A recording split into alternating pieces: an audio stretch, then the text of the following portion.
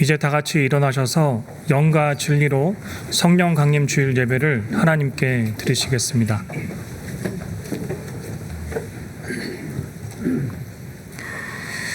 내가 아버지께 구하겠으니 그가 또 다른 보혜사를 너희에게 주사 영원토록 너희와 함께 있게 하리니 그는 진리의 영이라. 세상은 능히 그를 받지 못하나니 이는 그를 보지도 못하고 알지도 못함이라. 그러나 너희는 그를 아나니 그는 너희와 함께 거하심이요 또 너희 속에 계시겠음이라. 아멘. 할렐루야. 성소에서 주를 찬양하여라. 권능의 궁창에서 주를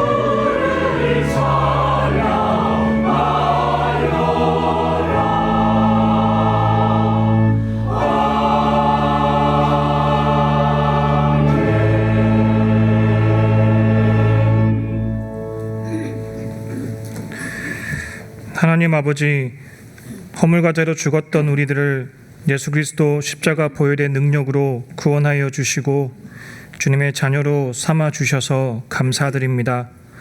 그러나 우리들은 여전히 각자 다른 마음을 품고 각자의 욕망을 따라 살아갈 때가 많았음을 고백합니다. 주님의 명령을 따라 우리 이웃을 사랑하려고 했지만 사랑하는 척 하기만 했습니다. 예수님처럼 겸손하게 살아가려고 했지만 겸손한 척 하기만 했습니다. 마음을 굳게 지키지 못하고 쉽게 넘어지는 우리를 불쌍히 여기시고 용서하여 주시옵소서. 우리가 세상을 살아갈 때 결코 우리 힘으로는 완전할 수 없는 존재임을 고백합니다. 늘 보혜사 성령님을 의지하게 하시고 성령님을 힘입어 끝까지 믿음의 삶을 경주할 수 있게 하여 주시옵소서. 이 시간 드려지는 성령 강림 주일 예배가 하나님의 은혜에 감격하고 감사하는 가슴 벅찬 감동으로 드려지는 기쁨의 예배가 되게 하여 주시옵소서. 예수님의 이름으로 기도드리며 이제 우리 모두 주님께서 가르쳐 주신 기도를 감히 주님의 이름으로 담대히 드리오니 하늘에 계신 우리 아버지여, 이름이 거룩히 여김을 받으시오며 나라의 임하옵시며 뜻이 하늘에서 이룬 것 같이 땅에서도 이루어지이다. 오늘날 우리에게 일용할 양식을 주옵시고 우리가 우리에게 죄 지은 자를 사하여 준 것 같이 우리 죄를 사하여 주옵시고 우리를 시험에 들게 하지 마옵시고 다만 악에서 구하옵소서. 대개 나라와 권세와 영광이 아버지께 영원히 있사옵나이다. 아멘.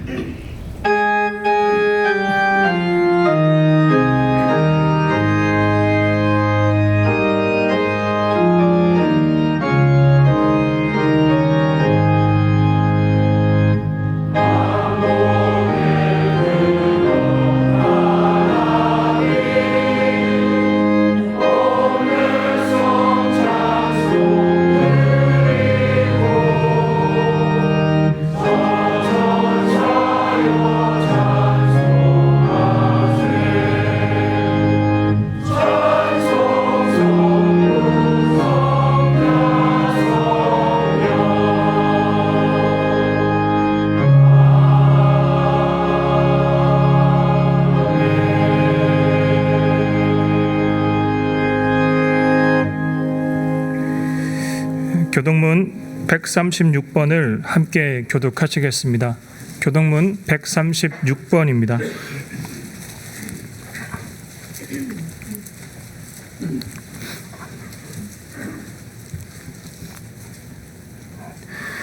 그 후에 내가 내 영을 만민에게 부어주리니 너희 자녀들이 장래일을 말할 것이며 너희 늙은이는 꿈을 꾸며 너희 젊은이는 이상을 볼 것이며 그때 내가 또 내 영을 남종과 여종에게 부어줄 것이며 내가 이적을 하늘과 땅에 베풀리니 곧 피와 불과 연기 기둥이라.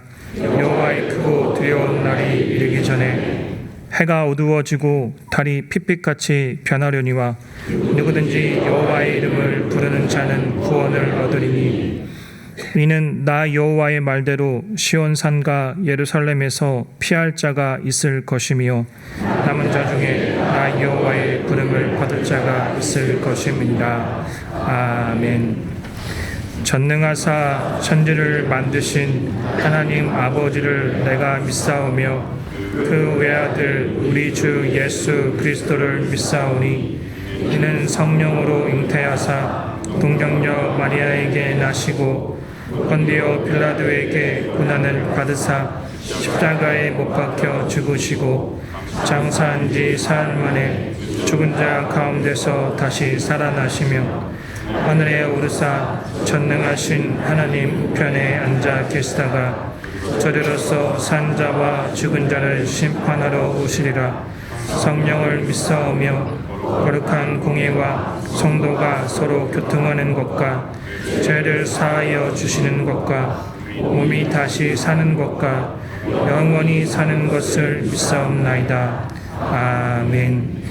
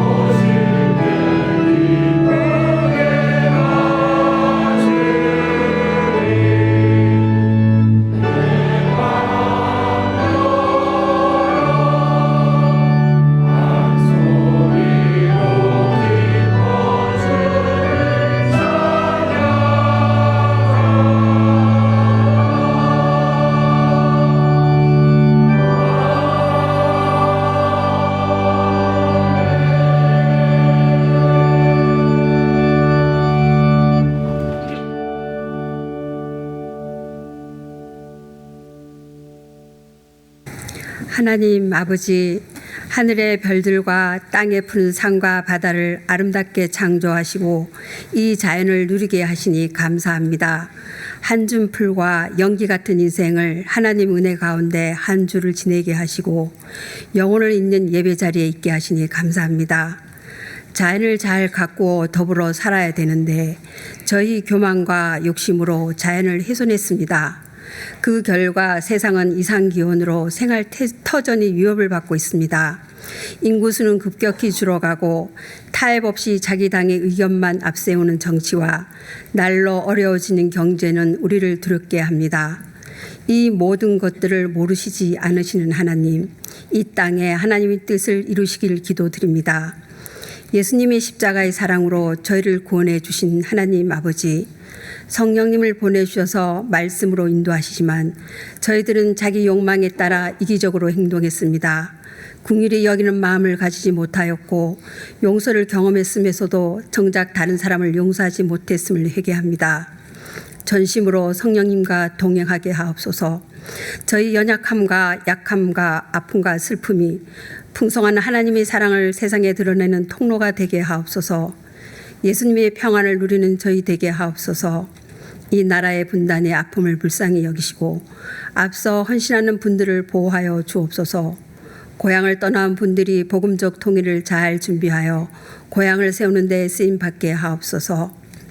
저희 100주년 기념교회가 다니엘처럼 하나님께 말씀과 기도의 창문을 여는 믿음의 사람이 되게 하시고 양아진 외국인 선교사 모욕과 한국 기독교 순교자 기념관을 잘 관리하여 한국 기독교 200주년을 향한 바른 길 닦기 사명을 잘 감당케 하여 주옵소서. 오늘 또 예배를 위해서 보이지 않는 곳에서 수고하시는 분들에게 하나님의 위로와 은혜가 풍성케 하여 주옵소서.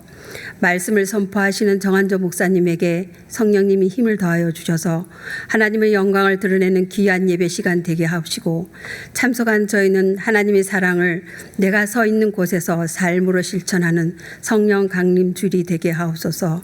예수님 이름으로 기도합니다. 아멘.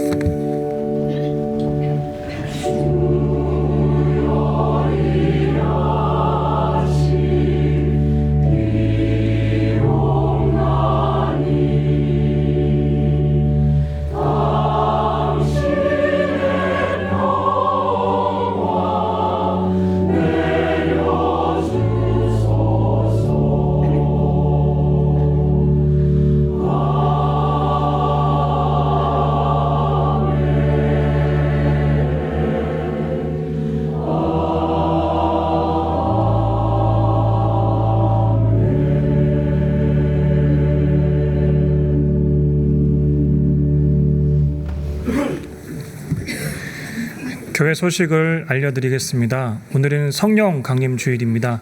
성령 강림 주일의 예전색은 성령님의 임재하심을 상징하는 붉은색입니다. 2024년 상반기 양아진 목요 강좌의 두 번째 양아진 편지 낭독회가 교우에게 띄우는 편지를 주제로 다양한 공연과 강의와 함께 이번 주 목요일 오후 8시에 열립니다. 고역원들과 함께 많은 참여 바랍니다. 매월 마지막 토요일은 순교자의 신앙과 정신을 기억하는 한국 기독교 순교자 기념관 방문의 날입니다. 이번 달은 25일 토요일에 진행되며 참여를 원하시는 분은 홈페이지 신청 및 안내의 수련회 및 각종 행사에서 신청해 주시기 바랍니다.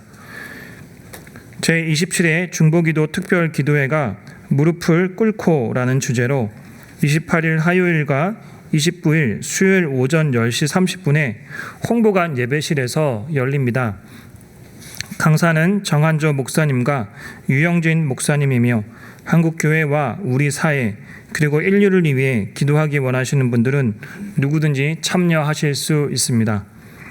개인 기도 제목이 있는 분들은 기도카드 또는 홈페이지 팝업을 통해 기도 요청해 주시면 함께 기도하겠습니다. 제53회 유아 세례식이 6월 30일 주일 오후 6시에 홍보관 예배실에서 있습니다. 유아 세례를 원하는 가정은 유아 세례 신청서를 제출하시거나 홈페이지 신청 및 안내에서 신청해 주시기 바랍니다. 지난 5월 16일 한국기독교 100주년 기념재단 제38회 정기이사회에서 5대 이사장으로 김해철 목사님이 선출되었습니다. 기타 봉사팀 모집 내용과 나머지 교회 소식은 주보를 참고해 주시기 바랍니다. 이제 지난주에 등록하신 분을 환영하겠습니다. 지난주에 등록하신 분은 현재 다른 공간에서 예배를 드리고 있습니다. 예배 드리는 자리에서 잠시 일어서 주시기 바랍니다. 감사합니다. 우리 다 같이 환영의 노래를 부르겠습니다.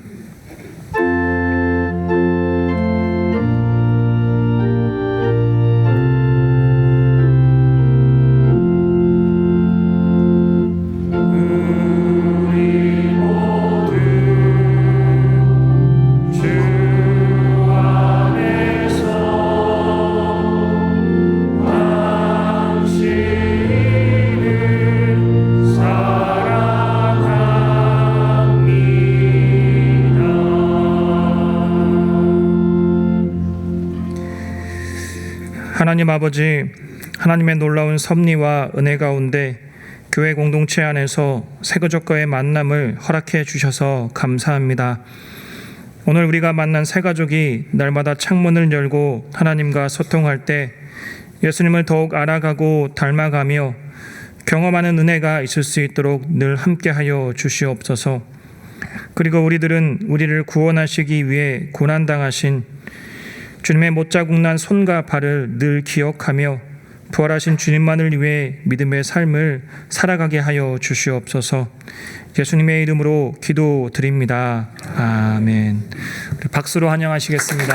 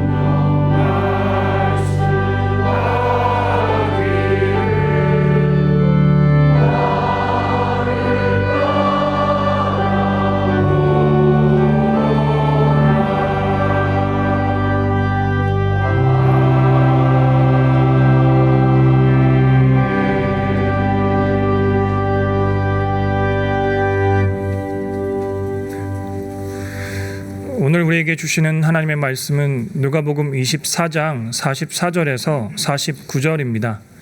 신약성경 141쪽입니다. 누가복음 24장 44절에서 49절입니다. 제가 봉독하겠습니다.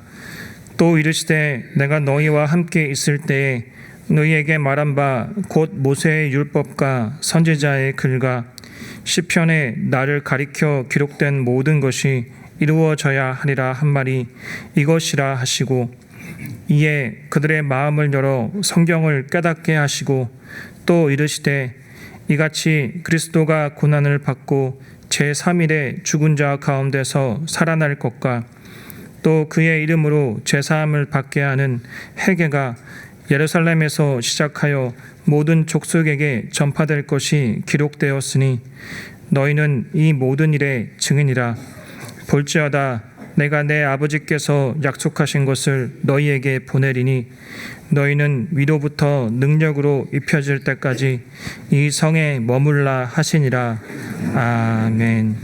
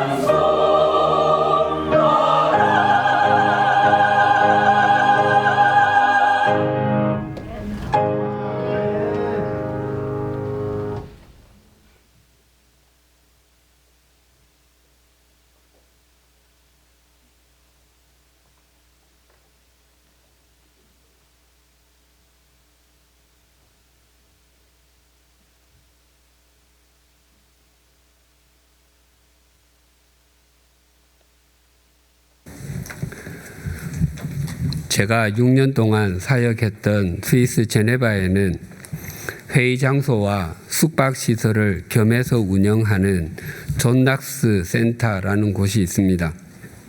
존 낙스는 본래 스코틀랜드 출신으로 가톨릭 교회의 신부였는데 종교개혁 사상을 받아들인 후에 종교개혁자가 되었습니다. 그는 튜터 왕조의 여왕 메리 1세, 그의 별명이 피의 메리, 블러드 메리였는데 그의 개신교 박해를 피해서 제네바로 왔습니다. 낙스는 칼뱅의 영향을 깊이 받았고 제네바에서 1556년부터 3년 동안 영어권 개신교 피난민들, 특히 잉글랜드 사람들을 위해 목회했습니다. 그리고 그가 스코틀랜드로 돌아가서 개신교의 교리로 교회를 운영했는데 그것이 오늘날의 장로교회의 모태가 되었습니다. 존 낙스 센터에서는 제네바에 있는 세계 여러 나라의 교회들이 모여서 1년에 한두 차례씩 모임을 갖곤 했습니다. 한 번은 그 모임을 주관하시는 분에게서 제게 전화가 왔습니다. 다음 모임 때에 사도행전 1장 8절의 말씀을 가지고 발표도 하고 토론도 하려는데 발표를 해줄 수 있겠느냐라고 물었습니다. 사도행전 1장 8절은 잘 아시는 바와 같이 오직 성령이 너희에게 임하시면 너희가 권능을 받고 예루살렘과 온 유대와 사마리아와 땅끝까지 이르러 내 증인이 되리라 라는 말씀입니다. 즉 성령님과 성령님의 사역에 대해서 토론하자는 의미였습니다. 마음속에서 하고 싶은 생각이 들었습니다. 그런데 순간 다른 사람들 앞에 선다는 것을 생각하니 두려운 생각이 들었습니다. 그래서 이렇게 답변했습니다.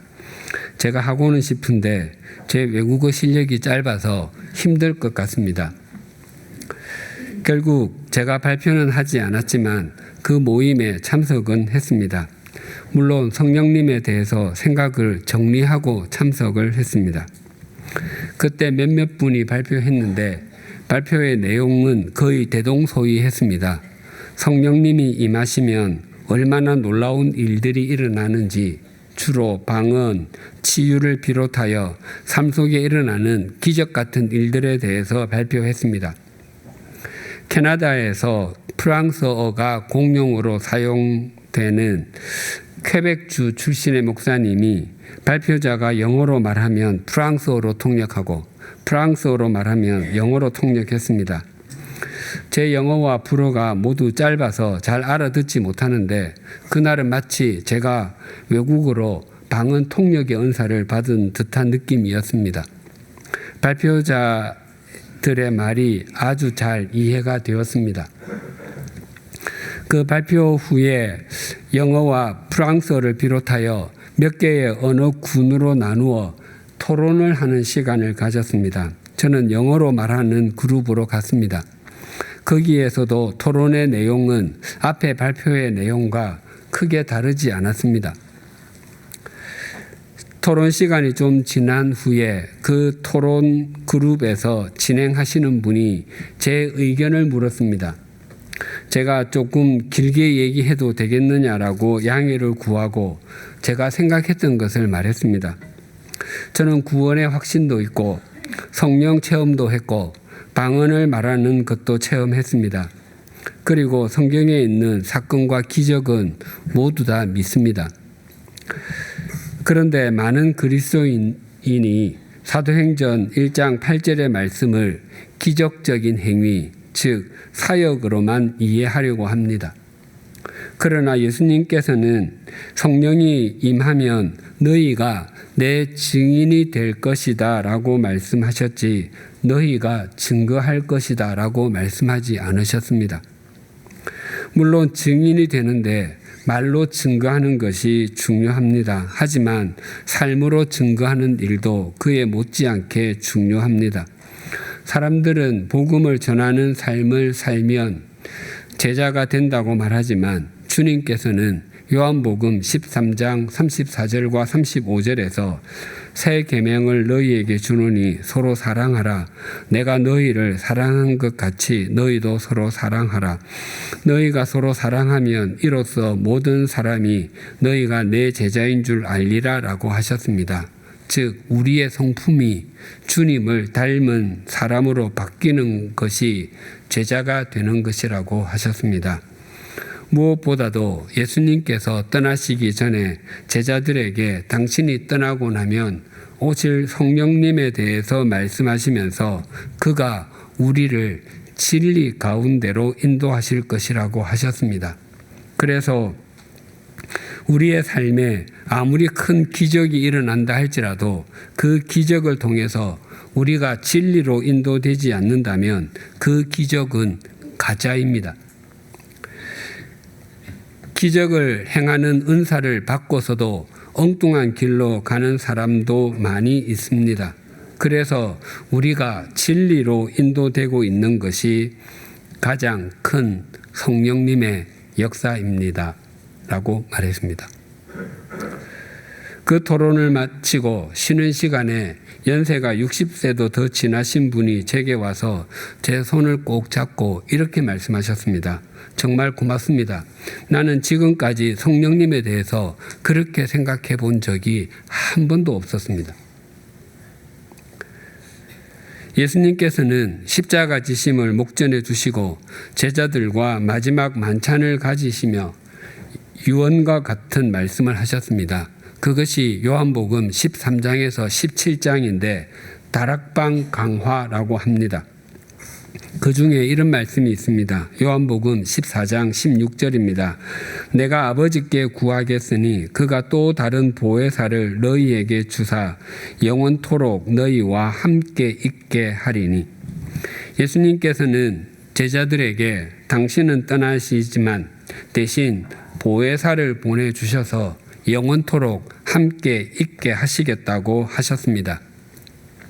보혜사가 헬라어로 파라클레토스인데 그 문자적의 의미는 옆에서 속삭여 주시는 분입니다.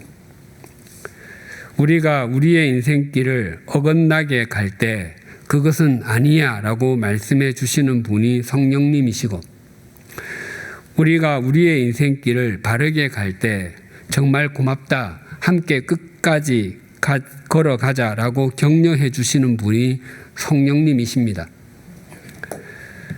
또한 삶의 길에 안개가 가득한 것 같고 삶의 무게에 짓눌려 좌절하고 있을 때 힘들지, 내 손 잡고 가자라고 말씀해 주시는 분이 성령님이십니다. 예수님은 성령님을 또 다른 보혜사라고 하셨습니다. 그것은 예수님도 이 땅에서 보혜사로 사셨음을 의미합니다. 예수님은 외식하는 바리새인들과 주님의 십자가 지심을 만류하는 베드로에게 그것은 아니야 라고 말씀하셨고, 가난한 과부가 랩돈 2개를 드리는 것을 보시고 이 여인이 가장 많은 것을 넣었다라고 격려해 주셨습니다.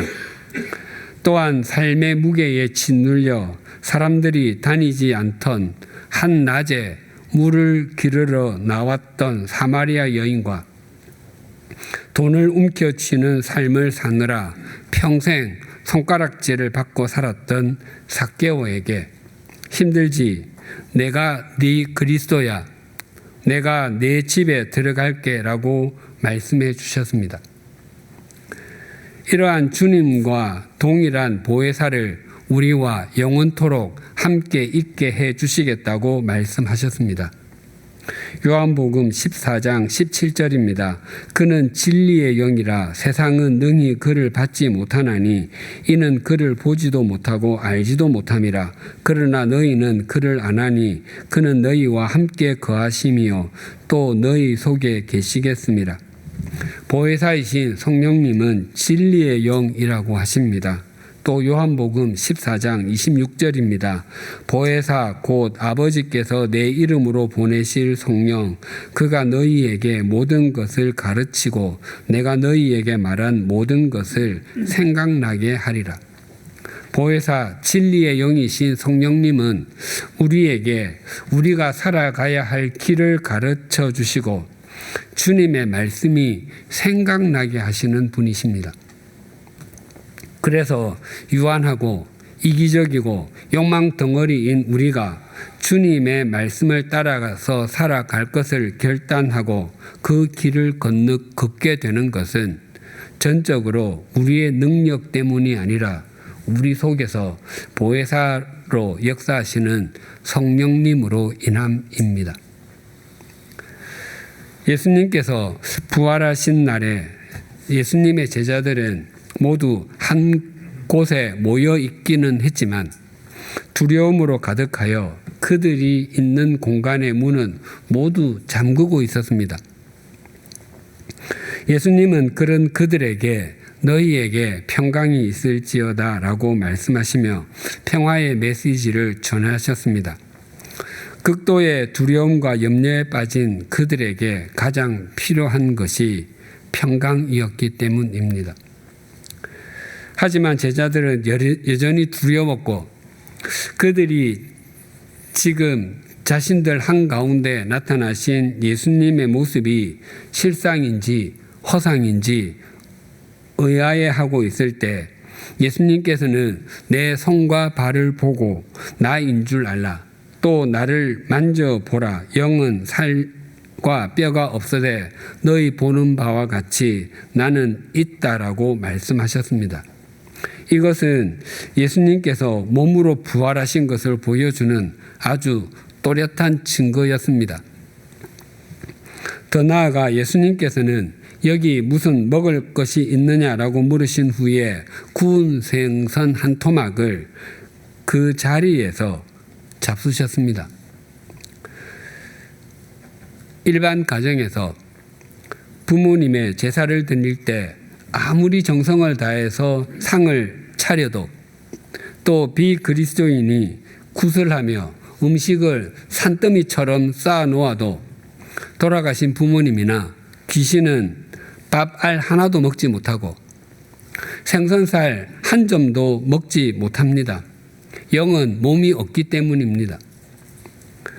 그래서 제자들이 보는 앞에서 생선을 드신 예수님의 모습은 굉장히 놀라운 일이었고 그것보다 더 예수님께서 부활하신 것을 또렷하게 그리고 확실하게 보여주는 증거는 없었습니다.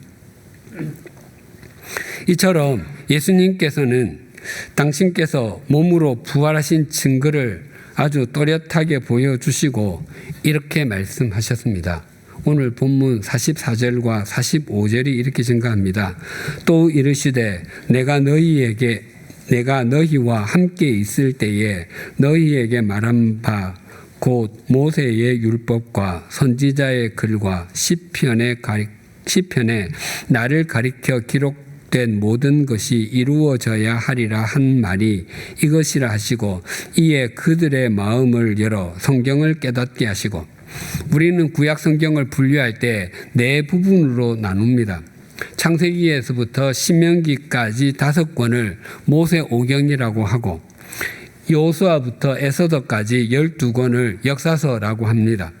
또한 욥기에서 아가서까지 5권을 시가서라고 하고 이사야에서 다니엘까지 5권과 호세아부터 말라기까지 12권 모두 17권을 선지서라고 합니다. 반면에 히브리어 성경은 3부분으로 나눕니다. 창세기부터 신명기까지 5권을 모세오경이라고 부르는 것은 같습니다. 이 모든 율법이 이 5권 안에 있어서 모세오경을 토라의 율법서라고 부릅니다. 또 여호수아부터 열왕기까지와 선지서로 불리는 이사야에서부터 말라기까지 모두를 네비임, 예언서라고 부릅니다. 그리고 나머지를 케투빔, 성문서라고 부릅니다. 그래서 모세의 율법, 즉 토라와 선지자의 글, 네비임과 시편, 케투빔은 구약 성경, 당시에는 신약 성경이 아직 없을 때이므로 성경 전체를 가리키는 말입니다. 예수님께서는 당신이 이 땅에 오심과 공생애를 보내심, 십자가에서 대속의 피를 흘리시고 죽으심, 그리고 부활이 모두 구약 성경 말씀이 이루어지신 것이라고 하십니다. 그래서 예수님께서는 계속 이렇게 말씀하셨습니다. 46절과 47절이 이렇게 증가합니다. 또 이르시되 이같이 그리스도가 고난을 받고 제3일에 죽은 자 가운데서 살아날 것과 또 그의 이름으로 죄 사함을 받게 하는 회개가 예루살렘에서 시작하여 모든 족속에게 전파될 것이 기록되었으니, 예수님께서는 낮에 엠마오 마을로 향하던 두 사람에게 그리스도가 이런 고난을 받고 자기의 영광에 들어가야 할 것이 아니냐라고 당신의 고난 당하심과 부활에 대해서 말씀하셨습니다. 그리고 또한 지금 제자들에게도 또 다시 고난 당하심과 부활에 대해서 말씀하시고 더 확장하여 죄사함과 회개가 전파되어야 하는 것에 대해서 말씀하십니다.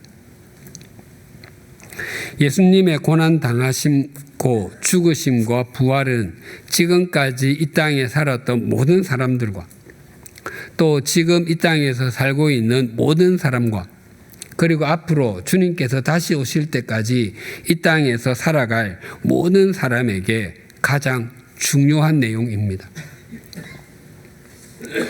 요한계시록에는 예수님, 즉 성자 하나님을 찬양하는 내용이 곳곳에 있습니다. 요한계시록 5장 12절입니다. 큰 음성으로 이르되 죽임을 당하신 어린 양은 능력과 부와 지혜와 힘과 존귀와 영광과 찬송을 받으시기에 합당하도다 하더라.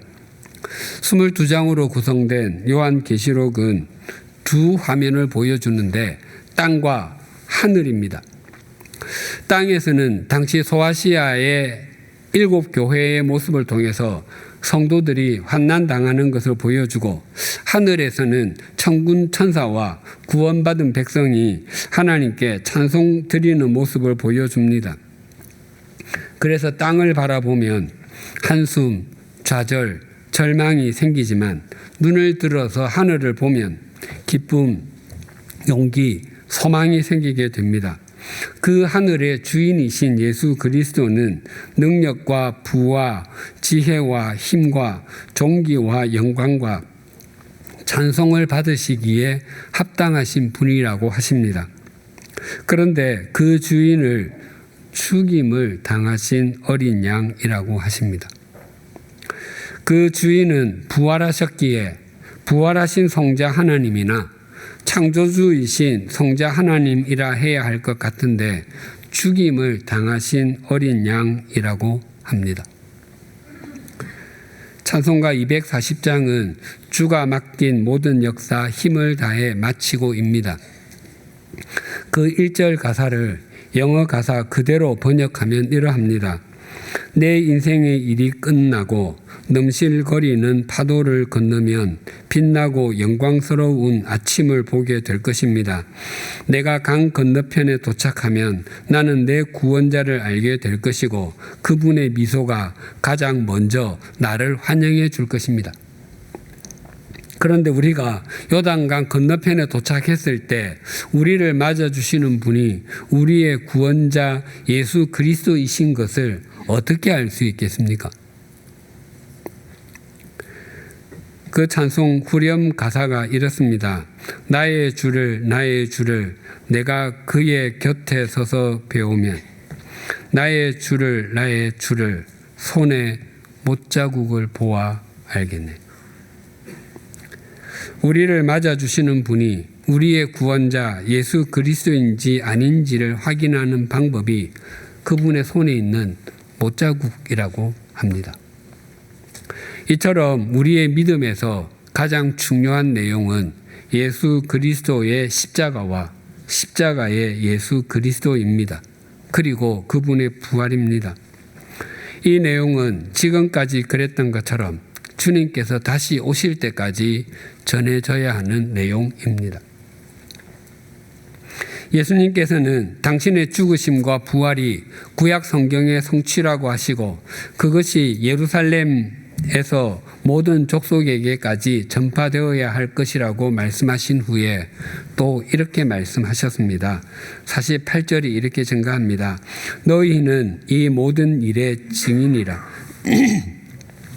법정에는 판사와 피고인만 있는 것이 아니라 기소하는 역할을 하는 검사도 있고 피고인을 변호하는 변호사도 있습니다. 이런 사람들 외에 재판 판결에 중요한 역할을 하는 증인도 있습니다.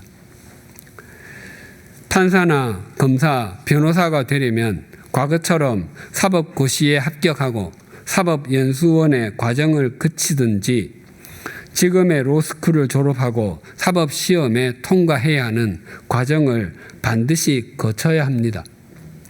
그러나 증인은 그런 과정이 필요 없습니다. 기준 이상의 교육을 받아야 한다는 규정도 없고 일정한 액수 이상의 재산이 있어야 한다는 규칙도 없습니다. 그러나 증인은 반드시 특정한 사건을 보고 들은 사람이어야 하고 그 내용을 정직하게 증언해야 합니다. 그렇지 않으면 그 사람은 위증죄로 처벌을 받을 수 있습니다. 그래서 증인은 누구나 될 수 있지만 그렇다고 해서 아무나 될 수 있는 것은 결코 아닙니다. 보고 들은 것이 없으면 아무리 증인이 되기를 열망해도 증인이 될 수 없습니다. 이것이 예수님께서 제자들에게 너희는 이 모든 일의 증인이라 라고 말씀하신 이유입니다.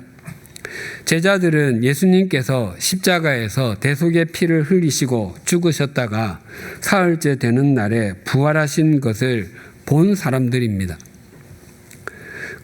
그래서 그들은 예루살렘에서는 물론 땅끝에서까지 증인이 될 수 있고 증인이 되어야 하는 사람들입니다. 우리 역시 주님께서 우리를 위해서 십자가에서 대속의 피를 흘리시고 죽으셨다가 말씀하신 대로 사흘째 되는 날에 다시 사신 것을 믿는 사람들입니다. 그렇다면 우리들 역시 증인이 되어야 하는 사람들입니다. 그런데 법정에서의 증인은 자신이 보고 들은 것을 말로만 하면 됩니다. 그러나 주님의 증인은 그 증언을 말로만이 아니라 삶으로도 해야 하는 사람들입니다. 증인을 헬라어로 마르티스라고 하는데 여기에서 영어 단어 순교자 마터가 나왔습니다. 예수님의 제자들이 대부분 순교자로 생을 마칠 수밖에 없었던 것은 그들이 보고 들은 것이 너무도 또렷하고 확실하여 증인의 삶을 위증의 삶으로 바꾸어 살 수 없었기 때문입니다. 그런데 예수님께서는 제자들에게 무작정 증인이 되라고 말씀하신 것이 아닙니다. 거기에는 대전제가 있습니다. 49절이 이렇게 증가합니다. 볼지어다 내가 내 아버지께서 약속하신 것을 너희에게 보내리니 너희는 위로부터 능력으로 입혀질 때까지 이 성에 머물라 하시니라. 예수님께서는 제자들에게 위로부터 능력으로 입혀질 때까지 기다리라고 하셨습니다. 즉 위로부터 오는 능력이 덧입혀진 후에 주님의 증인이 될 수 있다는 것입니다. 사도행전 1장 8절입니다.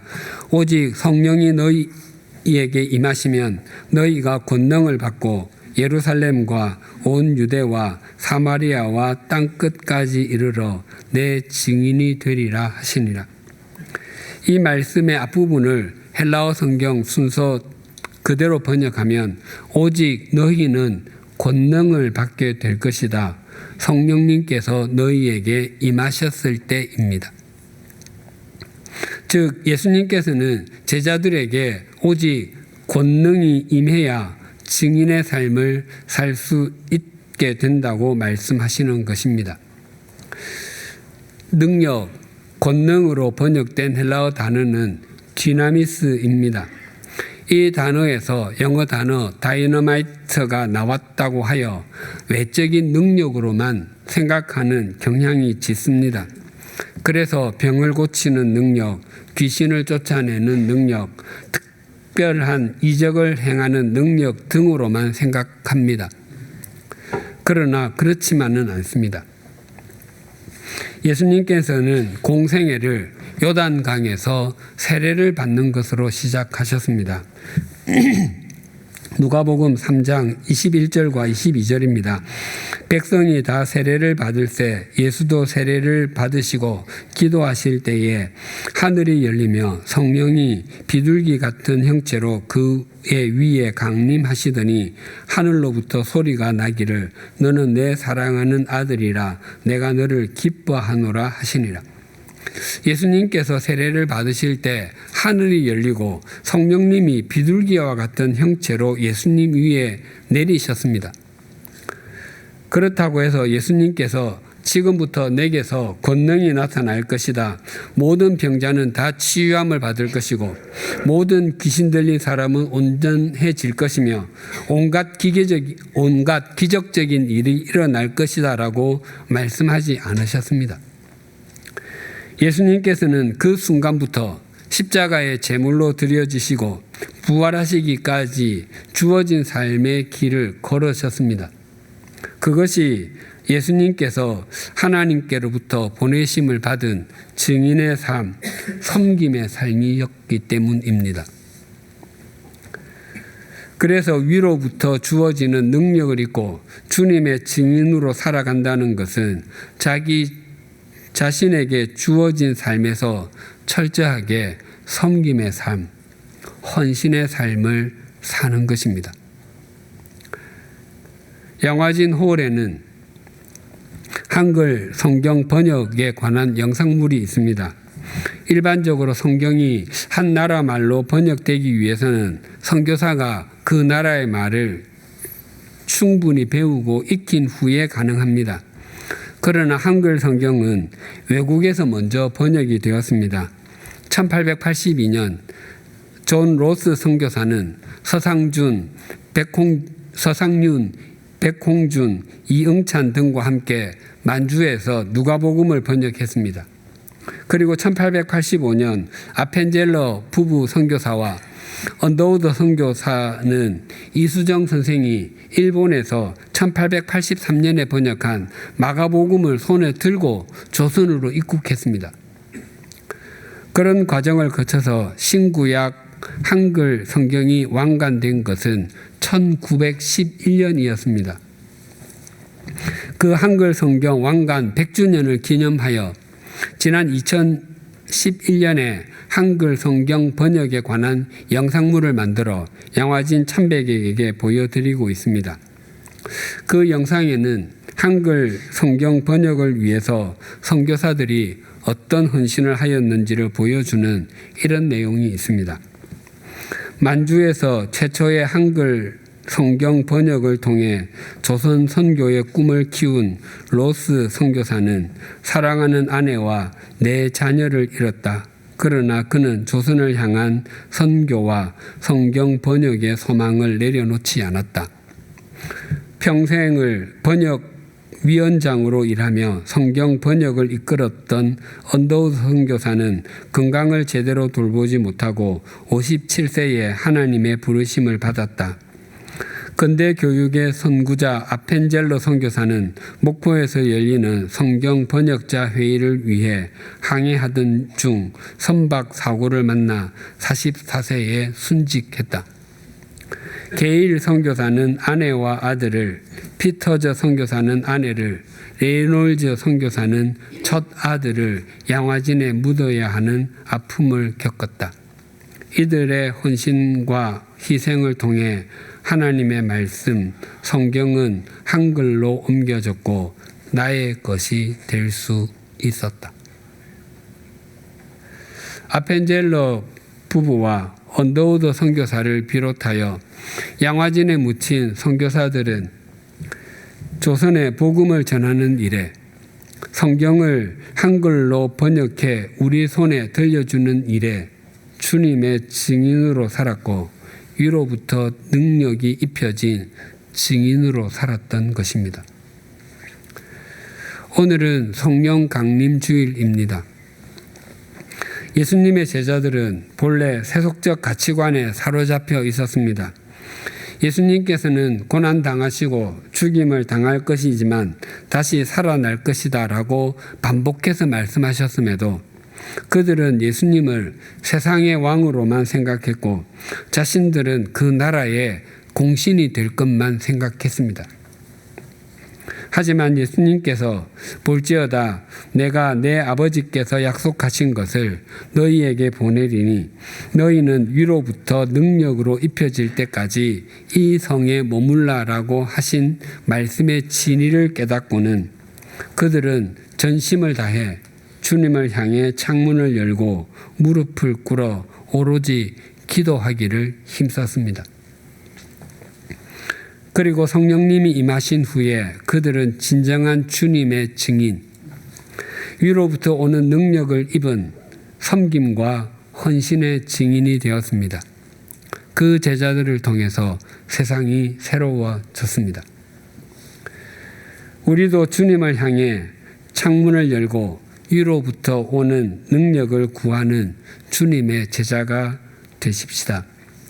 그 능력을 덧입고 우리의 가정에서, 우리의 일터에서, 우리가 서 있는 자리에서 섬김과 헌신의 삶을 살아가십시다. 우리를 통해서 우리의 삶은 물론 우리의 가정과 사회가 반드시 새로워지게 될 것입니다.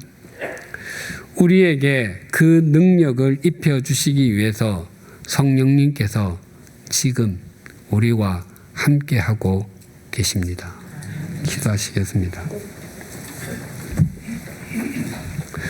하나님 아버지, 부활하신 예수님께서는 두려움에 떨고 있던 제자들에게 당신의 손과 발, 고난당한 흔적을 보여주시고 생선 한 토막까지 드심으로 당신께서 부활하셨음을 또렷하게 보여주셨습니다. 또한 당신이 고난당하시고 부활하심이 구약 성경에 예언된 것임을 다시 한번 일깨워 주신 후에 제자들에게 이 일의 증인이 되라고 하셨습니다. 또한 그 일을 감당하기 위해서 위로부터 오는 능력으로 입혀질 때까지 기다리라고 하셨습니다. 주님의 말씀처럼 제자들은 위에서 오는 능력으로 입혀진 이후에 이전과는 완전히 다른 삶, 섬김과 헌신의 증인의 삶을 살게 되었습니다. 오늘 성령 강림주의를 맡게 해주셔서 감사합니다. 우리도 위에서 오는 능력으로 입혀지게 하여 주시옵소서. 그리하여 우리의 가정에서, 일터에서, 삶의 자리에서 섬김과 헌신의 증인으로 살아가게 하여 주시옵소서. 그리하여 우리가 있는 곳이 우리로 인해 조금씩이라도 새로워지게 하시고 우리의 매일매일이 성령 강림주일이 되게 하여 주시옵소서. 예수님의 이름으로 기도드립니다. 아멘.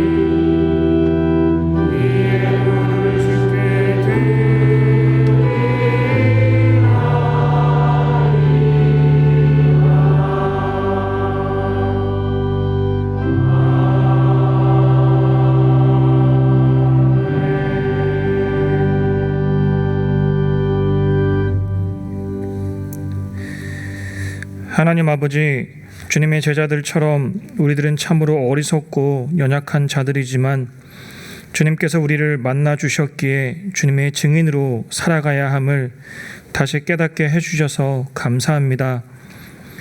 지난날의 모습들을 돌이켜보면 말로만 주님의 증인으로 살겠노라 했고 실제로는 증인의 삶이 아닌 위증의 삶을 살아갈 때가 많았습니다. 누구보다 정직하고 겸손하며 사랑이 많은 것처럼 보이기 위해 끊임없이 스스로를 포장할 때도 많았습니다. 내면 깊은 곳에서는 여전히 다른 사람들을 판단하고 무시하며 사랑하지 못했습니다. 우리는 위로부터 오는 능력이 입혀지지 않으면 자꾸만 넘어지고 실패할 수밖에 없음을 고백합니다. 이제는 창문을 열고 날마다 성령님의 능력을 구하게 하시고 성령님을 힘입어 섬김과 헌신에 참된 증인으로 살아가게 하여 주시옵소서. 이러한 결단과 함께 우리들이 가진 것을 주님 앞에 정성껏 기쁨으로 드립니다. 주님 앞에 드린 이 예물을 기쁘게 받아주시고 경제적으로 녹록지 않은 상황 속에서도 기꺼이 예물 드린 손길들을 기억하여 주시옵소서. 예수님의 이름으로 봉헌기도 드립니다. 아멘. 주위에 계신 분들과 인사 나누시겠습니다.